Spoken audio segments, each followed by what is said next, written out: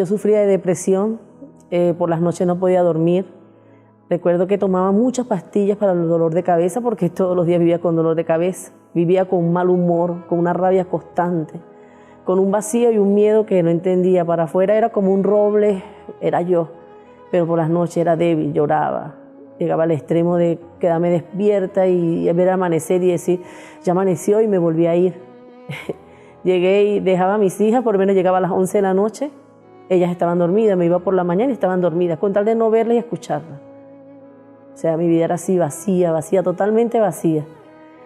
Recuerdo que llegaba al extremo de llegar de trabajar en las noches, me acostaba hasta con la misma ropa, me cepillaba y me iba. Con la misma ropa y todo, o sea, ya no me importaba nada. Lo que hacía era esa rabia y todo eso lo percutaba era con mis hijos. Eso es lo que hacía. Llegué a la Iglesia Universal por la existencia de un amigo que es colaborador de la iglesia y recuerdo que duró 11 años buscando, 11. Y me decía, esta es la última vez que te busco. Y yo decía, oh, gracias a Dios porque así no me molesta más. Y me invitó y me dijo, vamos. Y yo fui. Cuando llegué a la iglesia, llegaba así, fue criticando. Yo llegué fue criticando a los pastores, criticando todo. Yo decía, primero muerta, esto es lo que van a quitarme la plata, ellos son unos ladrones. Pasé días así, solo criticando. Y decía, no, yo no, esto es locura, esto no es para mí. Cuando empecé a ir más constante, escuchaba y llegué escuchando la prédica, escuchaba y escuchaba, me di cuenta que no tenía a Dios, que me faltaba era Dios en mi vida, que ese era el motivo de todo desastre de vida que tenía. Recuerdo que empecé a renunciar a muchas cosas, que fue lo más difícil, a renunciar, a dejar muchas cosas, malos hábitos que tenía, malas palabras, mentirosas.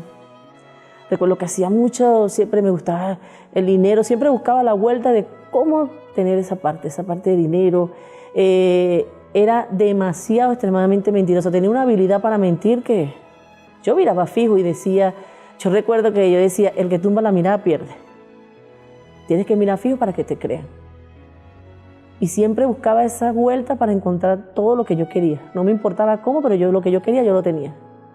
En sentido material, porque yo pensaba que era todo, yo llenaba mis vacíos ahora sí. Una vez que obtenía lo que quería, ya, se me quitaba todo y volví otra vez con ese.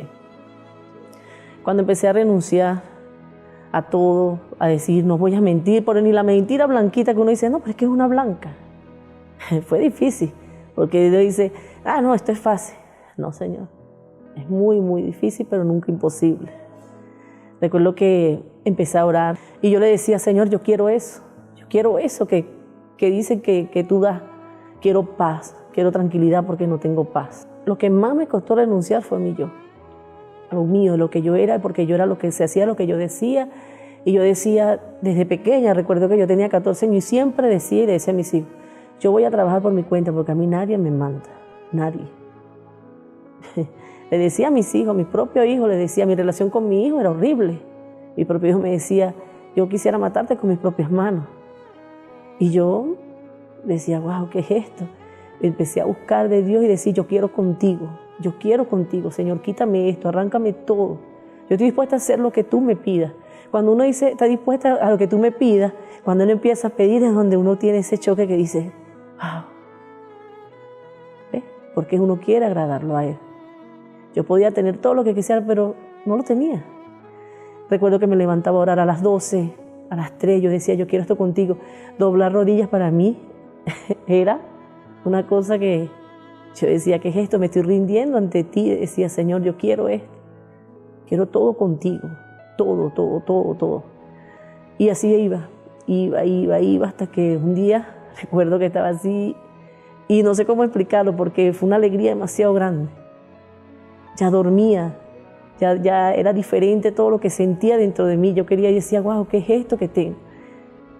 Esa alegría, ese gozo de decir que ya ves a otra persona y entonces tú quieres pasarle a esa persona lo que ya tú tienes. Y yo decía, esto es locura, decía, esta es la locura. Yo quiero esta locura en mi vida. Porque yo decía, estos están locos. Yo llegaba criticando y decía, ellos están locos. Pero después decía, yo quiero esta locura. Yo quiero esto contigo. Quiero todo, Señor. Todo.